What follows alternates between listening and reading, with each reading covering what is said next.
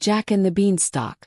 There was once a boy named Jack who lived with his mother in a small cottage at the edge of a quiet village surrounded by green hills and meadows full of wildflowers. Their home was cozy but old, with a roof that needed patching and windows that rattled when the wind blew strong. Inside, though, there was always warmth and love, even during the hardest times.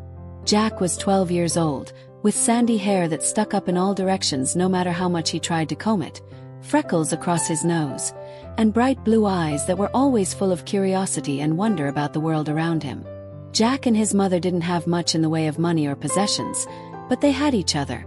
And they had Daisy, their gentle brown cow who had been part of their little family for as long as Jack could remember. Daisy was more than just a cow to them. She was a friend and companion who gave them fresh milk every morning, milk that they would drink with their breakfast or take to the village market to sell for a few coins to buy bread and vegetables.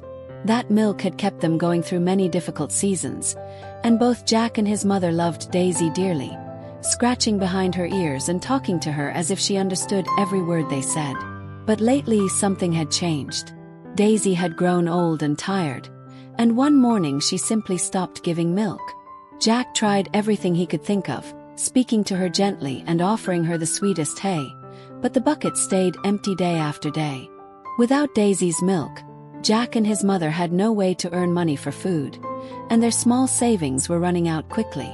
One quiet evening, as they sat together at their wooden table with empty plates before them, Jack's mother reached across and took his hand in hers. Her hands were rough from years of hard work, but they were gentle and warm. "Jack, my dear boy," she said softly, her eyes sad but kind, "we have a very difficult decision to make.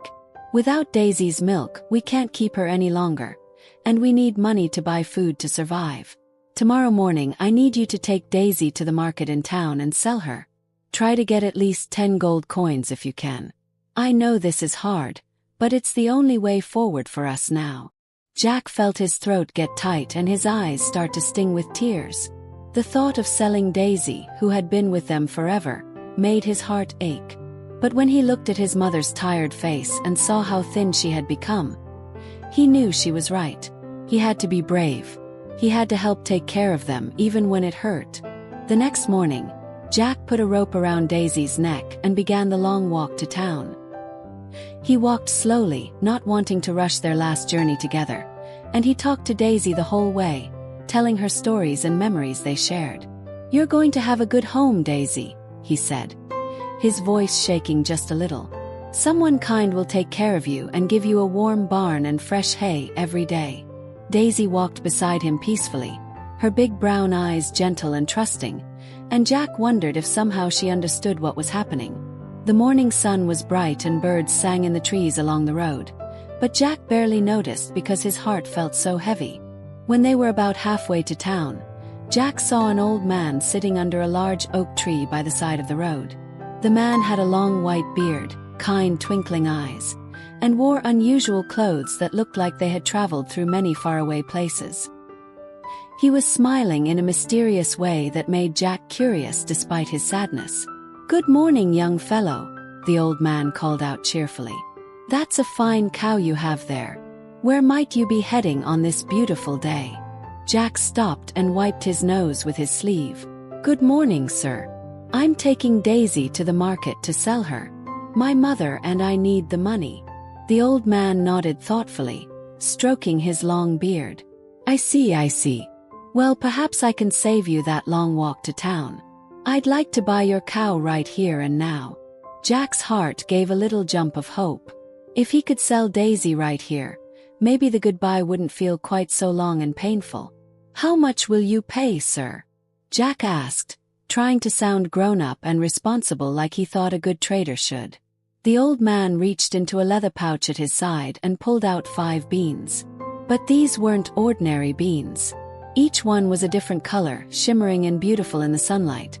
Deep purple, bright green, golden yellow, sky blue, and pure white. They seemed to glow with a strange inner light that made Jack stare at them in wonder. "I'll trade you these 5 magic beans for your cow," the old man said, his eyes twinkling even more brightly. Jack looked at the beans, then at the old man, then back at the beans. They were beautiful and mysterious, but they were still just beans. Magic beans, Jack said uncertainly. But sir, my mother asked me to get gold coins. She needs at least 10 gold coins so we can buy food. I don't know if I can trade Daisy for beans, even if they are special. The old man leaned forward and spoke in a voice that was gentle but somehow very important. Ah, but these aren't just any beans, young Jack. These are truly magic. If you plant them tonight, by morning they'll grow into something so wonderful and extraordinary that you and your mother will never want for anything again. Promise you this. But here's the thing about magic, Jack. It only works for those who are brave enough to believe in it. Sometimes the most important moments in our lives are when we have to choose between playing it safe and taking a chance on something amazing, even when we're scared. Jack felt something stir in his chest as he listened to the old man's words. He thought about his mother waiting at home, worried and hungry. He thought about the long walk to town and the market where he'd have to sell Daisy to strangers. And he thought about magic and possibilities and taking chances. Part of him knew this might be foolish. Part of him knew his mother wanted gold coins, not beans. But another part of him, the part that still believed in wonder and magic and extraordinary things, wanted so badly to believe the old man was telling the truth. After a long moment, Jack took a deep breath and made his decision. "All right, sir," he said, his voice stronger than he felt. "I'll trade Daisy for the magic beans." The old man's face lit up with the biggest smile Jack had ever seen. He placed the 5 beautiful beans carefully in Jack's palm, and they felt warm and alive somehow, pulsing with energy. The old man took Daisy's rope and patted her side gently. "You've made a brave choice today, Jack," he said. "Braver than you know. Now hurry home and plant those beans before sunset. Remember, fortune favors the brave, and courage opens doors we never even knew existed." Then the old man and Daisy walked away down the road, and Jack stood watching them go, clutching the magic beans tightly, feeling both excited and terrified about what he had just done. When Jack got home and told his mother what had happened, she didn't react the way he had hoped. Her face went pale, then turned red, and tears filled her eyes. "You did what?" she cried. "Jack, you traded our only cow, our only hope for beans. Just beans. We needed money, we needed food. How could you be so foolish?" She took the beans from his hand and looked at them with such disappointment that Jack felt like his heart might break. "There's no such thing as magic beans, Jack," she said, her voice breaking. "There's only hard work and real money and doing what needs to be done." In her frustration and despair, she threw the beans out the open window into the garden, and they disappeared into the soil below. Jack had never felt so terrible in his entire life. "I'm sorry, Mother," he whispered, tears running down his cheeks. "I thought I was being brave. I thought I was taking a chance on something that could help us. I thought maybe, just maybe, magic could be real." His mother's anger softened when she saw how sad and sorry he looked. She pulled him into a hug and held him tight. "I know you meant well, dear boy," she said gently. "You have a good heart. But sometimes good intentions aren't enough. We'll figure something out tomorrow somehow. Let's just go to bed now." They both went to sleep that night with heavy hearts, not knowing that outside in the garden, something truly magical was beginning to happen. The 5 magic beans, buried in the rich garden soil, began to grow. But they didn't grow slowly like normal beans. They grew faster than anything had ever grown before, shooting roots deep into the earth and sending a thick green stalk up into the night air. The stalk grew and grew, getting thicker and taller with every passing moment, reaching up past the cottage roof, past the tallest trees, past the clouds themselves, stretching so high into the sky that its top disappeared completely from sight. It twisted and spiraled like a living ladder made of leaves and vines, strong enough to hold the weight of a boy who might be brave enough to climb it. When Jack woke up the next morning and looked out his window, he couldn't believe his eyes. There, growing right outside their cottage, was the most enormous plant he had ever seen. It was as thick as an old oak tree, with huge leaves and a stalk that went up and up and up until it vanished into the white clouds above. Jack's heart started beating fast with excitement. The magic beans had been real. The old man had been telling the truth. Jack ran outside in his nightshirt, his bare feet cold on the dewy grass, and stared up at the incredible beanstalk in wonder. His mother came out behind him, and when she saw it, she gasped and put her hand over her mouth in shock. "It's impossible," she whispered. "But it's real. Oh Jack, what have we done?" Jack looked at his mother, then back at the beanstalk, and he felt something growing inside him. Curiosity, excitement, and a brave determination he didn't know he had. "I'm going to climb it, Mother," he said. "I have to see where it goes. Maybe there's something up there that can help us." His mother grabbed his hand quickly. "No, Jack, it's too dangerous. We don't know what's up there." But Jack looked into her eyes with a courage that surprised them both. The old man said, "Fortune favors the brave. We have nothing left down here, Mother.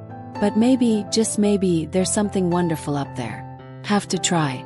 I have to be brave enough to find out." His mother looked at her son and saw that he wasn't a little boy anymore. He was growing up, becoming someone willing to take chances and face the unknown. After a long moment, she nodded slowly, though her eyes were full of worry. "Be careful, my dear, dear boy," she said. "And come back to me." Jack hugged her tightly, then turned to the beanstalk. He grabbed hold of the thick stalk, which felt solid and strong under his hands, and he began to climb. First it was easy, almost fun, like climbing a tree. But he kept climbing and climbing, higher than he'd ever been before, until his cottage looked tiny below and his mother was just a small spot in the garden, waving up at him. Jack climbed through cool, damp clouds that made his clothes wet and clung to his hair. He climbed until his arms ached and his breath came hard. But he didn't stop, and finally, after what felt like hours, he reached the top of the beanstalk and found himself in the most amazing place he had ever seen. He was standing on a land made of clouds that somehow felt solid beneath his feet. Everything here was bigger than normal, much bigger, as if he had climbed into a world made for giants. In the distance, he could see an enormous castle made of gray stone, with towers that reached even higher into the sky. Jack walked along a path of white clouds toward the castle, his heart pounding with nervous excitement. When he reached the massive front door, which was tall enough to fit 3 houses stacked on top of each other, he found it slightly open. Jack slipped inside, feeling very small and very brave at the same time. The castle was magnificent, with golden decorations and beautiful tapestries on the walls. Everything was huge. The furniture, the doorways, the stairs. Jack heard humming coming from somewhere and followed the sound until he found an enormous kitchen. There, kneading bread at a table as big as Jack's whole house, was a giantess. She was tall as a mountain but had a kind face with gentle eyes. When she turned and saw tiny Jack standing in her kitchen doorway, she gasped in surprise. "Oh my goodness!" she exclaimed, bending down to look at him. "A human child. What are you doing here, little one? This is a very dangerous place for someone your size." Jack's legs were shaking, but he spoke as bravely as he could. "Please, kind lady, I've climbed up from the world below, and my mother and I have nothing to eat. Could you spare some food?" The giantess's face filled with compassion. "You poor dear," she said gently. "Of course I'll give you food. But you must hide quickly afterward because my husband is a giant who doesn't like humans. If he finds you, there will be trouble." She gave Jack a piece of bread and cheese, each as big as he was, and Jack ate gratefully, feeling his strength return. But before he finished, the whole castle began to shake with thundering footsteps. "He's home," the giantess whispered urgently. "Quick, hide in the cupboard. Don't make a sound." Jack squeezed into a large cupboard just as the giant entered. He was even more enormous than his wife, with a big beard and a booming voice. "Fee, fi, fo, fum," he roared. "I smell something strange." But the giantess calmed him down and served him dinner. After eating, the giant called for his magic hen. The giantess brought a beautiful golden hen and placed it on the table. "Lay," commanded the giant, and to Jack's amazement, the hen laid a perfect golden egg right there on the table. The giant smiled, commanded it to lay several more golden eggs, then soon fell asleep with thunderous snores. Jack watched all this through a crack in the cupboard door, and his heart raced with excitement and fear. A hen that laid golden eggs. If he could bring that hen home to his mother, they would never be poor or hungry again. But taking it would be so dangerous. The giant was huge and fierce. If Jack was caught, something terrible might happen. Jack felt his hands trembling and his stomach tight with fear. But he thought about his mother waiting at home, worried and hungry. He thought about how she had trusted him even though she was scared. And he realized that being brave didn't mean not being afraid. Being brave meant being afraid but doing what needed to be done anyway. Very slowly, very carefully, Jack opened the cupboard door and crept out. He moved across the enormous kitchen floor like a shadow, barely breathing. The giant kept snoring, each breath like rolling thunder. Jack climbed up the table leg, his arms burning with effort, until he reached the top. The golden hen looked at him with curious eyes. Jack gently picked her up, whispering, "Shoo, please be quiet. I promise I'll take good care of you." The hen seemed to understand and stayed silent in his arms. Jack climbed back down and hurried toward the kitchen door as fast as he dared. But just as he reached the doorway, his elbow bumped against a metal pot sitting on the floor. The pot fell with a terrible, echoing clang that seemed loud enough to wake the whole world. The giant's eyes flew open. He sat up and roared, "Someone is stealing my magic hen." Jack's heart nearly stopped, but his legs didn't. He ran as fast as he had ever run in his life, clutching the hen carefully but firmly. Behind him, he could hear the giant's enormous footsteps shaking the floor, getting closer and closer. "Come back here, you little thief!" the giant bellowed, his voice full of rage. Jack burst out of the castle and raced toward the beanstalk. He didn't look back, didn't stop, just ran with everything he had. He reached the beanstalk and began climbing down, holding the hen with one arm while gripping the stalk with the other. The beanstalk swayed dangerously as the giant climbed onto it above him, and Jack could feel the whole thing shaking with the giant's weight. Jack climbed faster than he ever thought possible, his hands getting scraped and his arms aching, but he didn't slow down. He had to get home. He had to save the hen. He had to make his brave choice mean something. When Jack could see his cottage below and his mother standing in the garden watching anxiously, he shouted down to her, "Mother, get the axe. Hurry, bring the axe." His mother heard the urgency in his voice and ran to their small shed, grabbing the old wood-cutting axe they used for chopping firewood. By the time Jack's feet touched the ground, she was there, and Jack took the axe from her hands. Above them, the giant was climbing down through the clouds, getting closer. There was no time to waste. Jack began chopping at the base of the enormous beanstalk with all his might. The axe bit into the thick stalk once, twice, 3 times. Jack's arms burned and sweat poured down his face, but he kept swinging. His mother stood beside him, her hands clasped together, whispering, "You can do it, Jack. Keep going." The giant was halfway down now, his angry face visible through the thinning clouds. Jack swung the axe again and again, and finally, with a tremendous cracking sound that echoed across the valley, the beanstalk began to fall. It toppled sideways like a falling tree, and the giant, still clinging to it, tumbled back up into the clouds and disappeared from sight, back to his own world where he belonged and could never bother Jack and his mother again. Jack dropped the axe and fell to his knees, breathing hard, still holding the golden hen carefully. His mother dropped down beside him, laughing and crying at the same time, and pulled him into the tightest hug she had ever given him. "You did it," she cried. "Oh, Jack, you were so brave. So incredibly brave." They sat there together in the grass for a long moment, just holding each other and feeling grateful that Jack was safe. Then Jack showed his mother the golden hen, and they watched in wonder as it laid a perfect golden egg right there on the ground between them. From that day forward, Jack and his mother's lives changed completely.